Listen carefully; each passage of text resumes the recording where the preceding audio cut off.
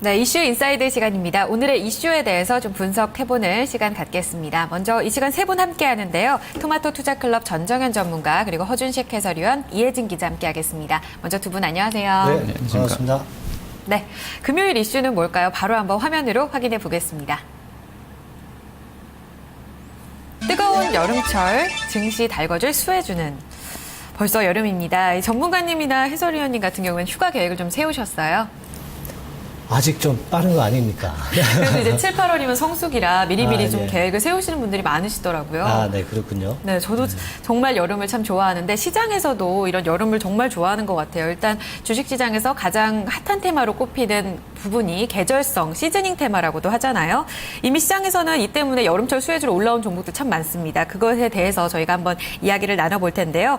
먼저 증권사에서는 매번 좀 언급이 나왔던 여름철 수혜주 어떤 것들로 좀 제시를 하고 있는지 여의도 시각부터 듣겠습니다. 이혜진 기자 정리해 주시죠. 네, 본격적인 여름철로 접어들면서 여름 수혜주에 관심이 집중되고 있습니다. 자, 실제로 여름 수혜주라고 하면 여름에 보통 수요가 많이 늘어나고 그리고 매출이 좀 증대되는 그런 업종군을 좀 의미하는 용어인데요. 자, 실제로 보시면 대표적인 업종으로는 빙과류 또 음료 관련주가 꼽히고 있습니다.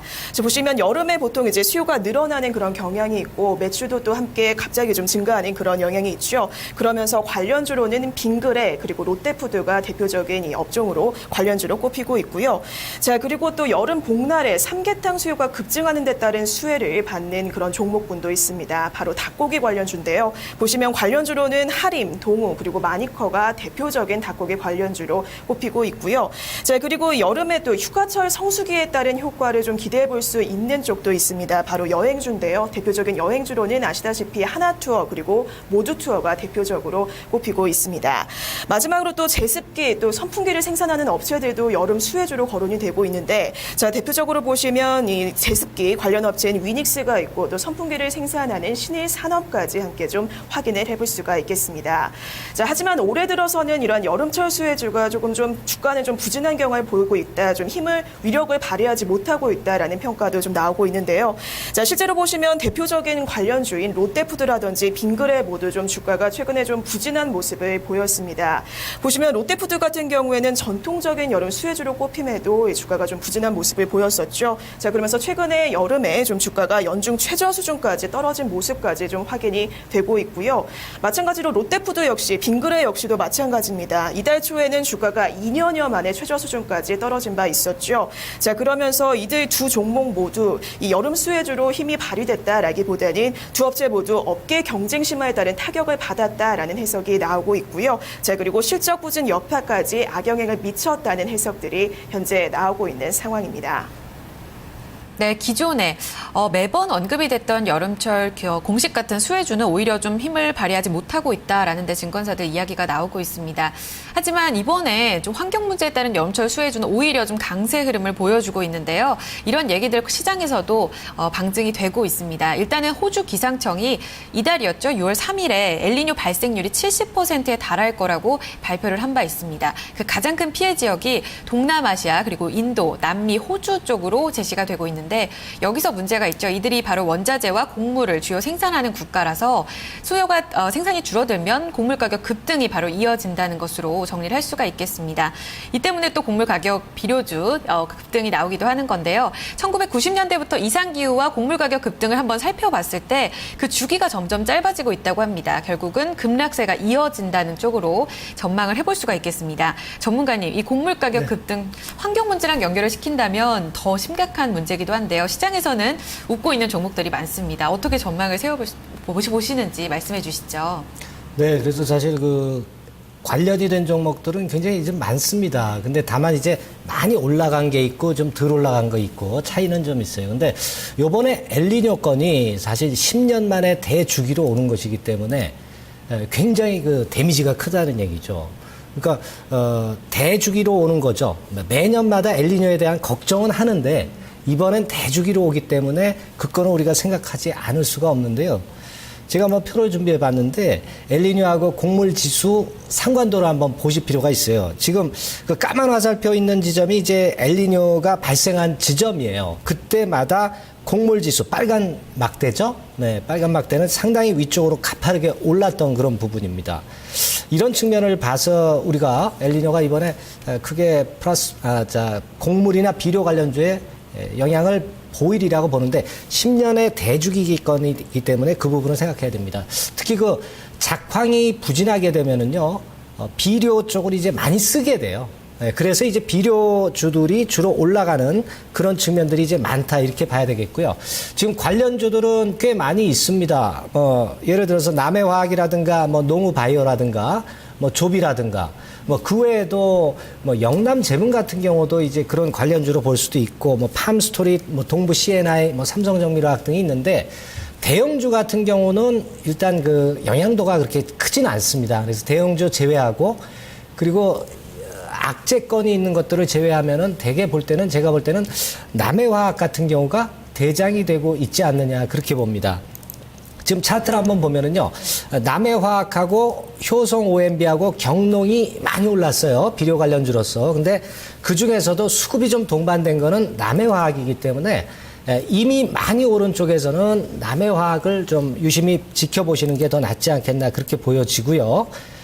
그리고 사실 다른 종목들은 가격적인 부담이 많기 때문에 그 외에 딴 쪽을 본다면 이제 조비나 농우바이오 이런 것들은 이제 실적도 동반이 됐기 때문에 가격도 좀 저가권이고요.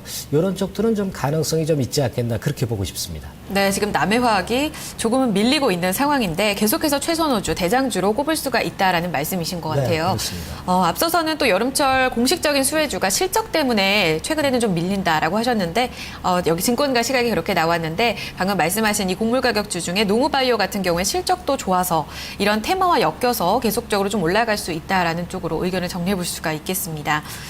자, 그렇다면요. 이번에는 또 제습 관련주를 빼놓을 수가 없을 것 같은데요. 위닉스가 대표적으로 좀 강세를 보였습니다. 네. 주가를 보니까요. 두 회가 지금 완성이 다 안 됐는데 지난해 초부터 8배 가까이 좀 주가가 올랐더라고요. 지난 가을 겨울에도 주가가 크게 밀리지 않는 모습이어서 앞으로도 좀 기대해 볼 수 있지 않을까 싶은데 네. 제가 본 바로는 일본은 제습 시장이 거의 80% 점유를 하고 있대요. 네. 그런데 우리는 이제 성장 초기 국면이라고 합니다. 제습기 쓰고 계세요? 저희는 안 쓰고 있습니다. 네. 시장이 앞으로 얼마나 더 좋아질까요? 네, 일단 제습기는 지금 이제 소형 가전 중에서 최근에 가장 주목받는 쪽이라고 나와 있네요. 성장 초입이라고 지금 해주셨는데 맞는 것 같아요. 지금 위닉스가 자기네 이제 보고서에 올려놓은 글을 보니까 제습기의 보급률이 2012년도에 우리나라가 7%밖에 안 됐었고요. 작년에는 한 12% 정도였을 것으로 추정을 했습니다. 우리랑 기후가 비슷한 일본의 경우에는 제습기 보급률이 한 90%라고 하는데 이렇게 되면 향후에 이제 우리나라도 제습기가 3, 4년간은 안정적인 성장, 보급률이 높아지게 되면서 안정적인 성장을 보일 것으로 전망을 내놨습니다. 그리고 시장조사 전문기관인 GfK에 따르면 이제 2013년 매출액 기준으로 우리나라 국내 제습기 시장은 위닉스가 한 49% 점유해서 거의 절반 정도를 점유하고 있고요. 장마철이다 보니까 이제 5월 8일이 장마철이다 보니까 아마 이때 집중적으로 이제 판매가 늘어날 것이라는 전망들은 나와 있는 것 같아요. 그리고 시장 성장률은 일단 MS 시장 점유율 1위인 위닉스 매출 전망으로 봤을 때 위닉스가 작년에 2,578억 정도가 매출이 나왔었고요. 올해 전망을 한 4천억 정도 해놓고 있는데 성장률을 보면 지난해 한 34%, 또 올해는 한 55% 정도 성장할 것 같고요. 증권가에서는 조금씩 다른 전망들을 내놓는데 이제 하나투자증권 같은 경우는 위닉기 제습기 부분만 매출을 좀 분석을 해놨는데 2013년도에 1,182억 정도 매출하면서 한 96% 성장했다고 하고요. 올해는 이제 2,145억 하면서 81% 성장, 그리고 내년에는 3,050억 정도 매출을 하게 되면서 한 42%가량 성장할 것으로 봤는데 성장세가 뭐 한 40%대면 나쁘지는 않은 것 같은데 그 성장률 자체는 조금 둔화되는 쪽으로 가고 있다 이렇게 보셔야 될 것 같습니다. 네. 네, 당분간은 지금 초입 단계이기 때문에 점차 성장을 할 것이다라고 보는 시각인 네네. 거죠.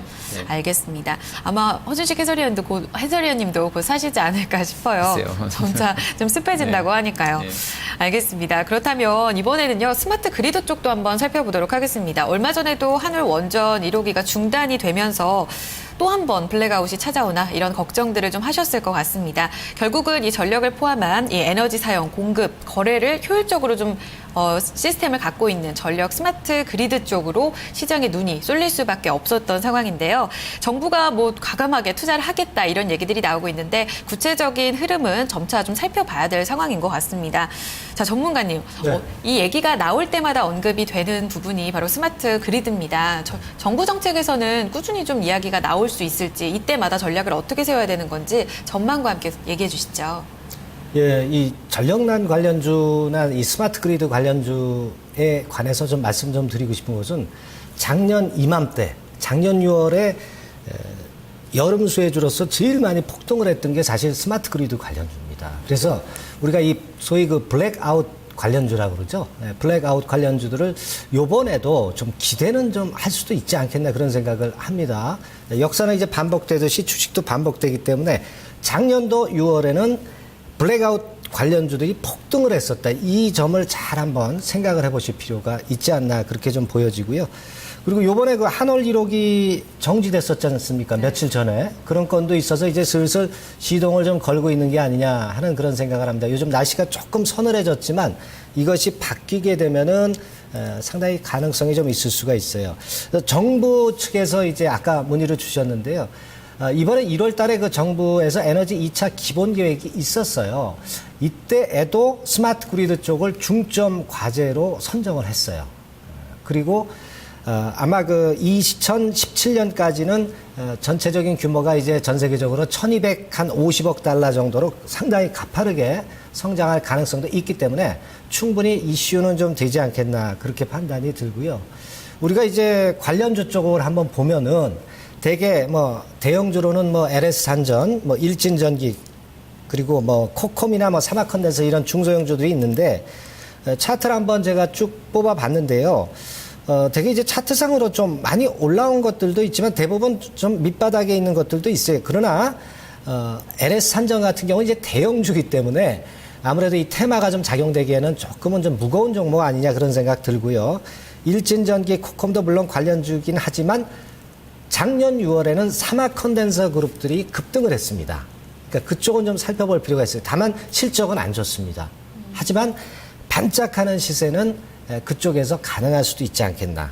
예, 그렇게 보입니다. 네, 그럼 대장주로서 좀 관심을 기울여도 괜찮은 건가요? 대장주로 관심을 갖기보다는요. 네. 아무래도 이제 이런 관련주들은 대형주 섹터는 잘 안 움직입니다. 중소형주 중에서도 네네. 오히려 실적 좋은 게 아니라 실적이 나쁜 게 더 올라요. 예. 아이러니컬하게도 항상 주식시장은 그렇거든요. 그러니까 실적 나쁘지만 뭐 사마컨덴서 그룹 같은 경우는 반짝 시세는 아마 나타날 수 있지 않겠나 그렇게 봅니다. 네, 알겠습니다. 반짝 시세를 기대해 볼 수는 있겠으나 하지만 실적도 같이 체크를 해봐야 된다는 측면이 있는 거죠. 네, 네. 알겠습니다. 스마트 그리드주까지 살펴봤는데요. 새 시장에 대해서 어떤 세 가지 테마죠. 이런 형성에 대해서 살펴봤는데 대표적이었던 뭐 빙과류나 의료, 음료 그리고 뭐 닭고기 관련주는 실적 때문에 부진하다. 반면에 스마트 그리드나 뭐 제습기 그리고 앞서 나왔던 엘니뇨 관련해서 이 곡물 가격 급등주들 이런 종목들은 조금 더 눈여겨볼 만한 테마다라는 데 정리를 해볼 수가 있겠습니다. 그 외에는 또 여름철 기대를 해볼 수 있는 관련주는 어떤 게 있을지 한번 얘기를 들어볼게요. 전문가님 어느 쪽을 좀 봐야 될까요?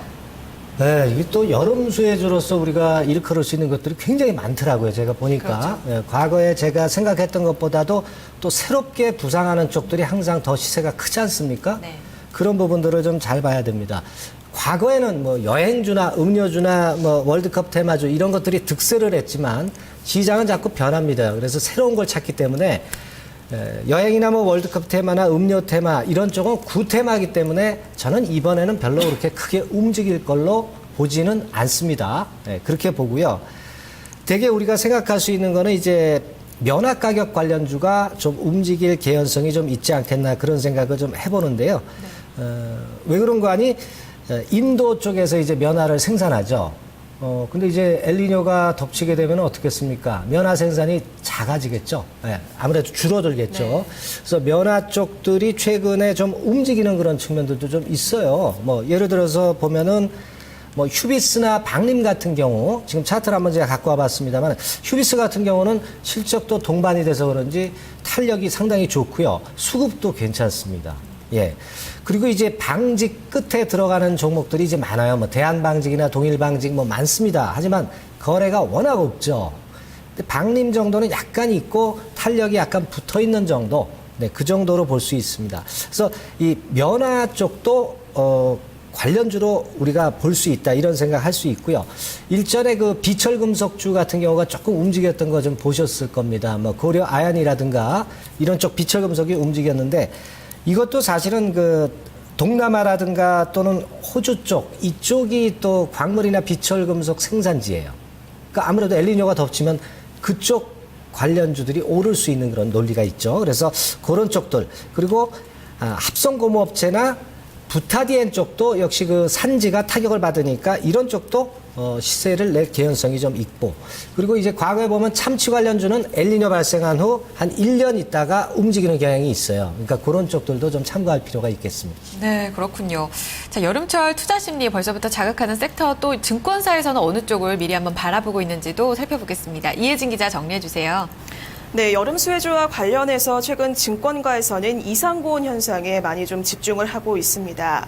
자, 실제로 지난달 서울의 평균 기온 33.3도까지 오르면서 10년 만에 최고 수준까지 오른 바 있고요. 자, 그리고 전 세계적으로도 10년 만에 슈퍼 엘니뇨 현상이 발생할 가능성 계속돼서 전망되고 있는 그런 상황입니다.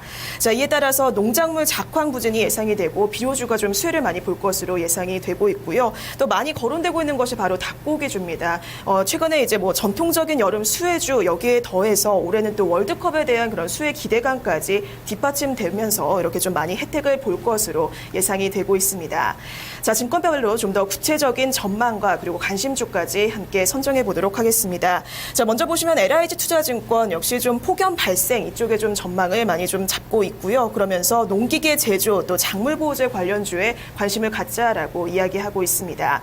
이에 따라서 관심주로는 LS, 대동공업 그리고 유섬기업까지 함께 좀 관심주로 선정을 했고요.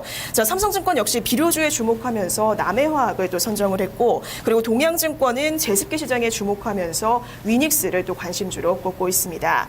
자, 이어서 교보증권 역시 보시면 전력난 재발 가능성을 좀 높게 보면서 스마트 그리드 관련주에 좀 주목을 하자고 조언을 했고요. 마지막으로 이 하이투자증권 닭고기 수요 증가 요 기대감 좀 많이 보면서 하림을 관심주로 선정했다라는 점까지 함께 확인해 볼 수 있겠습니다. 네, 저희가 살펴봤던 종목들로 이야기가 나오고 있습니다. 자, 정리 좀 해볼까요? 먼저 해준식 해설위원님, 일단 여름철 수혜주 관심 섹터에서 가장 좀 눈여겨보시는 종목까지 한번 들어볼게요. 네, 일단 뭐 IT 쪽에서는 이제 위닉스랑 LG전자 좀 뭐 관심 있게 봐야 될 것 같습니다. LG는 이제 워낙에 가전 쪽에서 잘 나오고 있기 때문에요. 물론 작년에 좀 에어컨이 많이 팔려서 올해 어쩔지 모르겠는데 뭐 교체 수요가 있을 것 같아요. 그래서 LG전자는 좀 잘 보셔야 될 것 같고요. 위닉스는 근데 이 코너 준비하다가 보니까는 그 1분기 차입금이 한 600억 정도가 늘었더라고요. 근데 이제 그 업체 전화해서 알아보니까 항상 자기네는 이제 1분기에 그 제품 만들려고 돈을 차입에다가 한 600억 갖다가 썼는데요. 차입에다가 제품을 만들어 놓고 그러니까 실제로 보니까 재고도 한 900억 늘어있더라고요. 그러니까 그 차입금 갖다가 물건을 많이 만들어 놓은 것 같아요. 2분기에 많이 팔려고. 그렇게 해서 이제 물건 팔게 되면 빚을 갚는다 이런 식으로 작년에도 했다고 하는데, 거기에 맞는다 그러면 그 차입금 600억 증가된 것은 크게 우려하지 않아도 될 것 같습니다. 그래서 물론 이제 재고가 많아서 저게 안 팔리면 조금 골치가 될 것 같긴 한데, 좀 긍정적으로 접근이 가능할 것 같고요. 다만 이제 실적 기대감 대비로 많이 올랐던 부분이 있기 때문에 탄력이 예전보다 유닉스가 떨어질 수 있겠다는 부분들은 좀 감안하시면서 대응이 필요할 것 같습니다. 그리고 최선호주로는 저는 이제 전력 관련해서 일진홀딩스 뽑아왔는데요. 네. 일진홀딩스는 1분기 영업이익 46억 정도 흑자 전환했고요. 자회사에 이제 아시는 것처럼 일진전기랑 그 요즘에 가장 핫한 뭐 의료기기 쪽에 알피니언 메디컬 시스템 갖고 있기 때문에 이런 그 기대감 성장성 고려한다 그러면 앞으로 나쁘지 않을 것 같고 시총이 아주 많이 꺾였다가 지금 다시 좀 많이 바닥에서 올라와 있는 상황인데요. 올해 시총이 이런 실적이라고 한다면 한 4천억 정도는 가야 된다고 봅니다. 그래서 지금 구간대에서도 점차 매수 대응 유효해 보입니다. 네, 일진홀딩스네요. 전문가님은요? 네, 저는 이제 블랙아웃 관련주도 가능성이 있는 섹터죠. 근데 단발성이 될 것이다 이렇게 말씀드렸고요. 네. 그리고 이상규 관련주 쪽에서는 발생 지역이 중요합니다. 그러니까 인도냐, 동남아시아냐, 호주냐, 남미냐에 따라서 그 섹터가 틀리거든요. 근데 그거는 나중에 우리가 알 수 있는 거 아닙니까? 그러니까 그 사전에는 순환이 돌아갈 가능성이 좀 많겠다. 이런 식으로 감을 좀 잡으실 필요가 있겠고요. 그 관심 섹터는 저는 이제 농우바이오 같은 경우는 실적이 동반되고 저가권이니까 가능성이 있다라고 보고요.